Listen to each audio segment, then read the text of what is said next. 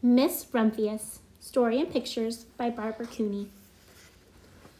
The lupine lady lives in a small house overlooking the sea. In between the rocks around her house grow blue and purple and rose-colored flowers. The lupine lady is little and old, but she has not always been that way. I know. She is my great aunt, and she told me so.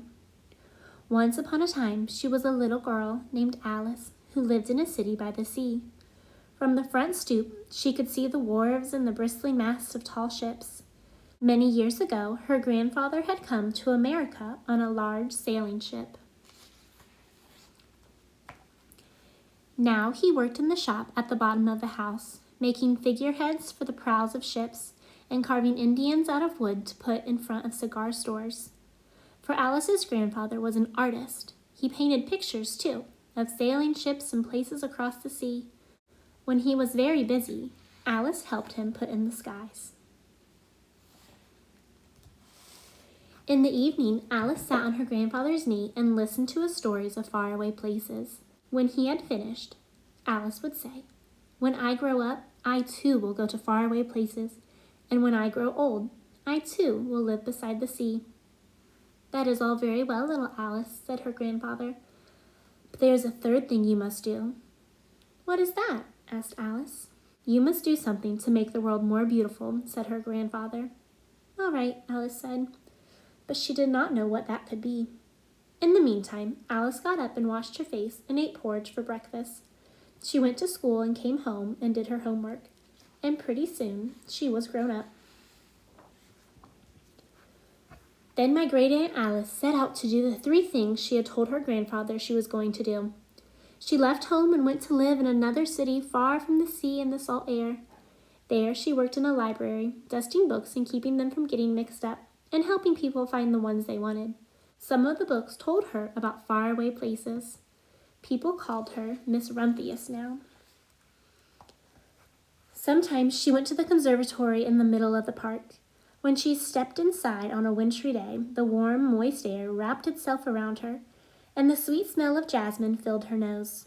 "This is almost like a tropical island," said Miss Rumphius, "but not quite." So Miss Rumphius went to a real tropical island where people kept cockatoos and monkeys as pets. She walked on long beaches, picking up beautiful shells. One day, she met the Baba Raja, king of a fishing village. "You must be tired," he said. "Come into my house and rest." So Miss Rumphius went to meet the Baba Raja's wife. The Baba Raja himself fetched a green coconut and cut a slice off the top so that Miss Rumphius could drink the coconut water inside. Before she left, the Baba Raja gave her a beautiful mother-of-pearl shell on which he had painted a bird of paradise and the words, "You will always remain in my heart." "You will always remain in mine too," said Miss Rumphius. My great-aunt, Miss Alice Rumphius, climbed tall mountains where the snow never melted. She went through jungles and across deserts. She saw lions playing and kangaroos jumping, and everywhere she made friends she would never forget. Finally, she came to the land of the lotus eaters, and there, getting off a camel, she hurt her back. "What a foolish thing to do," said Miss Rumphius. "Well, I have certainly seen faraway places. Maybe it is time to find my place by the sea." And it was, and she did. From the porch of her new house, Miss Rumphius watched the sun come up. She watched it cross the heavens and sparkle on the water, and she saw it set in glory in the evening.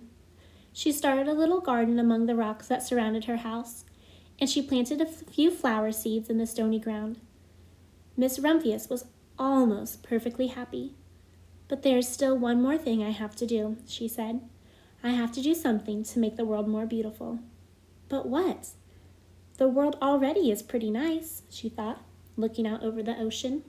The next spring, Miss Rumphius was not very well. Her back was bothering her again, and she had to stay in bed most of the time. The flowers she had planted the summer before had come up and bloomed in spite of the stony ground. She could see them from her bedroom window, blue and purple and rose-colored.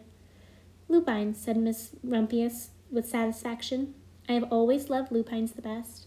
I wish I could plant more seeds this summer so that I could have still more flowers next year." But she was not able to. After a hard winter came spring. Miss Rumphius was feeling much better. Now she could take walks again. One afternoon, she started to go up and over the hill, where she had not been in a long time. "I don't believe my eyes," she cried when she got to the top, for there on the other side of the hill was a large patch of blue and purple and rose-colored lupines. "It was the wind," she said as she knelt in delight. "It was the wind that brought the seeds from my garden here, and the birds must have helped." Then Miss Rumphius had a wonderful idea. She hurried home and got out her seed catalogs. She sent off to the very best seed house for 5 bushels of lupine seed. All that summer Miss Rumphius, her pockets full of seeds, wandered over fields and headlands sowing lupines. She scattered seeds along the highways and down the country lanes. She flung handfuls of them around the schoolhouse and back of the church. She tossed them into hollows and along stone walls. Her back didn't hurt her any more at all. Now some people called her that crazy old lady. Next spring there were lupines everywhere. Fields and hillsides were covered with blue and purple and rose-colored flowers. They bloomed along the highways and down the lanes. Bright patches lay around the schoolhouse and back of the church. Down in the hollows and along the stone walls grew the beautiful flowers. Miss Rumphius had done the third, the most difficult thing of all. My great-aunt Alice, Miss Rumphius, is very old now. Her hair is very white. Every year there are more and more lupines. Now they call her the Lupine Lady. Sometimes my friends stand with me outside her gate, curious to see the old lady who planted the fields of lupines. When she invites us in, they come slowly. They think she is the oldest woman in the world. Often she tells us stories of faraway places. When I grow up, I tell her, I too will go to faraway places and come home to live by the sea. That is all very well, little Alice, says my aunt, but there is a third thing you must do. What is that? I ask. You must do something to make the world more beautiful. All right, I say. But I do not know yet what that can be.